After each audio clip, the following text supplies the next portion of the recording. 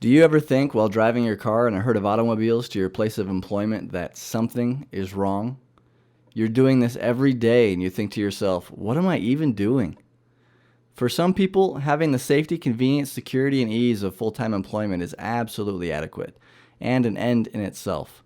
But you go to work and you sit there doing monkey tasks you probably could program your computer to do for you, or some days maybe you have no work to do.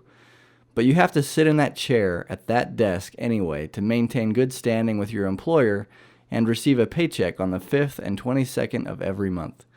It doesn't make any sense, and things that don't make sense eat at your innards. And then you drive home in traffic that stops dead on the freeway for no apparent reason. What is the reason? An accident? Inept drivers trying to merge? No. The reason you sit on that freeway driving at 0 miles per hour is because of the sheerly incredible multitude of other people who also go to work every day wondering if they will really just do this for the next 35 years over and over and over. And they will. They will. Will you? Probably. Well, what would ever cause you to stop? You're living out every child's dream. Going to school for 12 years and then another 8, then graduating with a degree at age 28. You did it. And then you got a job. You worked at a car dealership for $14 an hour, parking cars and editing online car listings. Success. All through school, you worked to get good grades so you could get a good job, which is the hope of every good parent for their little children.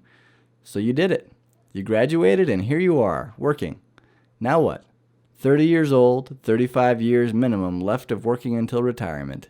Drive to work, sit at your desk, go home, go to work, sit at your desk, go home. Sure, it seems strange, but what else is there? You might say, I'm not an entrepreneur. I'm not obsessed with making tons of money. I don't come from a line of creative types. And it's always been this way. People have been doing what I'm doing for hundreds of years, right? If there was something not quite right about it, there certainly would be no traffic jams at 5 p.m. Wait a minute. Come to think of it, I don't really know when the 40-hour work week became a thing. Has it always been that way? Have schools and parents always encouraged their children to get good grades in public schools so they could get a good job? Has there always been public school? Where do jobs come from? Is it a coincidence that my salary always roughly equals the cost of my living? Well, I don't know. It probably doesn't matter. If there were anything of interest to be found in the answers to these questions, I would have heard about it on TV or school or somewhere. Often, just as we're beginning to ask the right questions, something gets in the way. What are the right questions? What's the point in asking them if there's nothing I can do about the answers? What if the answers to the right questions conflict with my current endeavors or with my time and emotional and financial investments of the whole of my life so far? That would be unpleasant. In a best-selling ancient text from the Middle East, a man named Jesus said, "And ye shall know the truth, and the truth shall make you free." We can debate about the legitimacy of Jesus, but the words are true. And the reply that came next is so characteristic of our nature that it is perfectly instructive. They answered him, "We be Abraham's seed, and were never in bondage to any man. How sayest thou, ye shall be made free?" Again, Jesus was referring to the truth about repentance and sin. However, the principle applies. If I were to tell you and your horde of 5 p.m. go-homers that you are in bondage and that the truth will make you free, what would be your immediate response? Perhaps something like, "We are Americans. We live in the land of the free and the home of the brave. Never have we been in bondage to any man.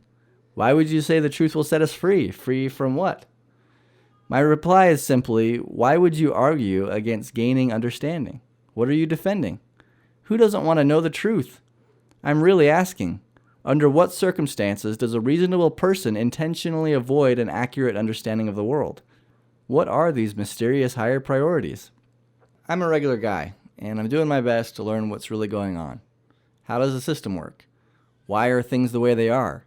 In my journey, I've noticed in myself and others roadblocks that slow this process as we try to protect ourselves from learning what's real. It's a long and challenging emotional experience having paradigms shattered and then rebuilt. In fact, there's been many times when I have withheld conversations about politics and economics just to avoid bringing people down.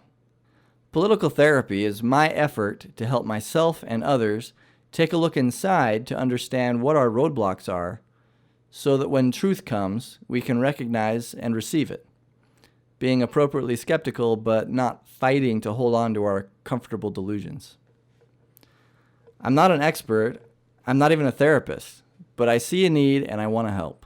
I'll be sitting down with regular people doing interviews with an introspective approach, and I'll be posting videos talking about politics, ethics, and philosophy myself. I invite you to subscribe to my videos and podcasts to reinforce the truth you already know, and then join me in my search for more.